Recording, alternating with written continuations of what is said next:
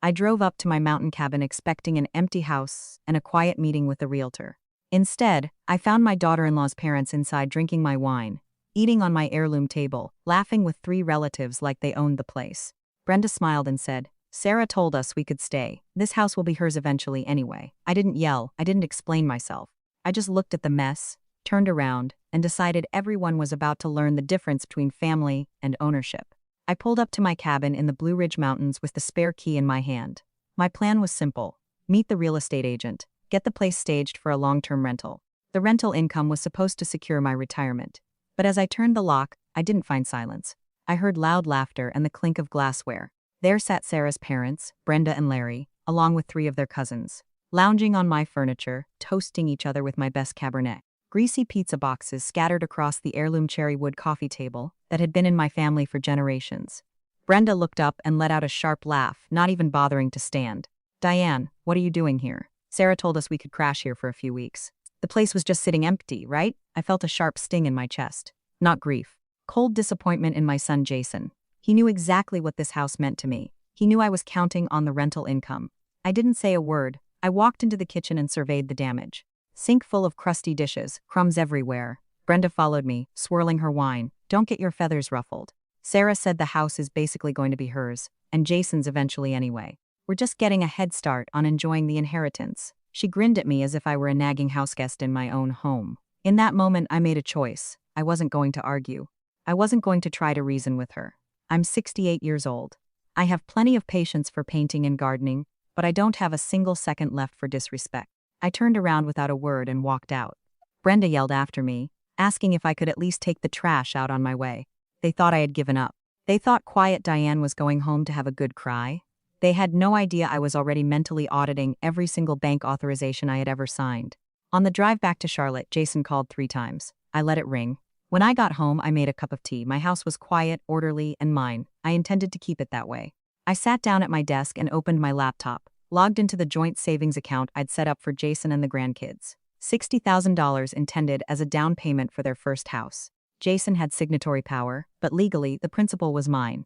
I transferred every cent back into my private account. It wasn't theft, it was the revocation of a gift that was no longer appreciated. Next, I canceled the cleaning service for the cabin. If Brenda and her crew wanted to live there, they could scrub their own filth.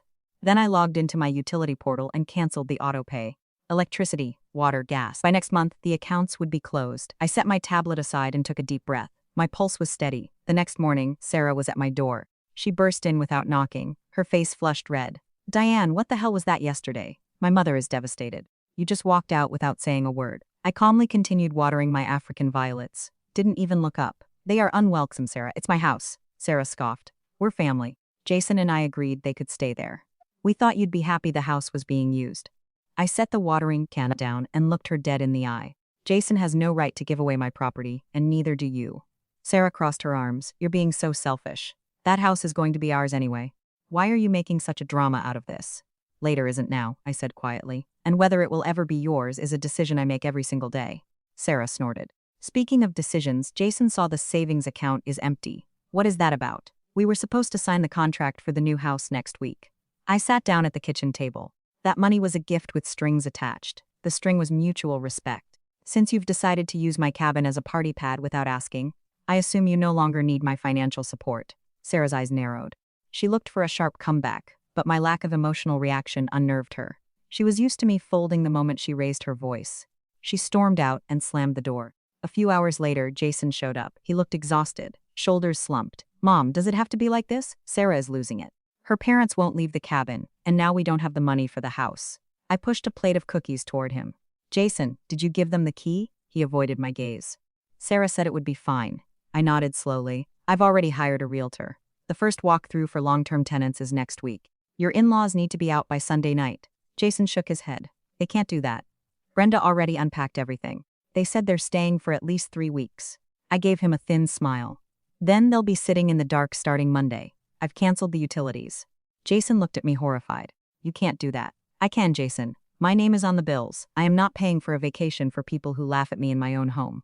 I stood up, ending the conversation. I had set the deadline. That night, I slept better than I had in years. On Sunday evening, I drove back to the mountains. I had a locksmith meet me at the gravel driveway. As I pulled up, the lights were blazing. I could hear music. They still thought I was bluffing. Brenda opened the door wearing a bathrobe, holding a glass of red wine. Diane, back again. We told you we're staying through the month. I ignored her and stepped inside, followed by the locksmith. What is this? Who is this man? Brenda shrieked. I answered calmly. This is Mr. Miller. He's here to change the deadbolts on the front and back doors. Larry appeared behind Brenda, visibly tipsy. You can't kick us out, it's Sunday night. I checked my watch. It's 8 p.m. You have exactly 30 minutes to pack your bags. Anything left in this house after that will be considered trash. The locksmith was already unscrewing the hardware. The metallic grinding drowned out Brenda's screeching. They scrambled for their phones, calling Sarah. I could hear her screaming through the speakers that I'd gone insane. But I just stood in the hallway, hands in my coat pockets, watching like a neutral observer. The emotion was gone. It was just logistics now. Brenda frantically stuffed clothes into plastic bags. Larry cursed while looking for his shoes. They had no power over me because I had stopped asking for their approval. Once the new locks were in, and the 5 of them were standing on the driveway with their luggage in the chilly night air, Mr. Miller handed me the new keys. I locked the door from the inside and turned off the porch light. Silence returned, real silence. Monday morning, I called the realtor. The house was a mess, but the structure was fine. I hired a professional cleaning crew. When I got back to Charlotte, Jason was waiting in my hallway. He looked like he hadn't slept in 48 hours. Mom, what did you do? Brenda and the others had to check into a cheap motel. Sarah says you humiliated them. I opened my door and let him in. I didn't humiliate anyone, Jason. I protected my property. Jason sat at the table. We don't have money for a hotel and the down payment. The closing costs are due. If we don't pay, we lose the house. I sat across from him. That's unfortunate, but since you're both adults and Sarah feels she's the CEO of your lives, I'm sure you'll find a way. Jason laughed bitterly. You know they don't have a dime. They live way beyond their means. I nodded. Exactly like you were planning to do with my money. Jason, I'm willing to help, but under new terms. I laid a paper on the table. I drafted it that morning. I will release the down payment funds, but the mountain cabin will be managed by a rental agency from now on. Neither of you gets a key. And Sarah will give me a written apology. Until then, the account stays closed. Jason stared at the paper. He knew Sarah would rather bite her tongue off than apologize. But he also knew I wasn't budging. For the next 2 weeks, there was radio silence. Sarah tried a different tactic, sending me photos of the grandkids with messages about how much they missed their nana. Classic manipulation. I replied briefly, I miss them too. As soon as the business with the cabin is settled, I'd love for them to visit. Then came the day the option on their new house expired. Jason called, his voice shaking. Mom, Sarah won't apologize. She says you're a tyrant. We lost the house. I felt a brief pang of sadness for my son, but I held firm. That was your choice, Jason. Pride doesn't pay the mortgage. Shortly after, the tone changed. Brenda and Larry ran out of cash at the motel. They had to squeeze into Jason and Sarah's small 2-bedroom apartment. Suddenly, their home was cramped, loud, and chaotic. One evening, Jason showed up alone with a suitcase. I can't do it, Mom. The house is full of her relatives. They're all fighting about money, and Sarah blames me for everything. I stepped aside and let him in. You can stay in the guest room, Jason.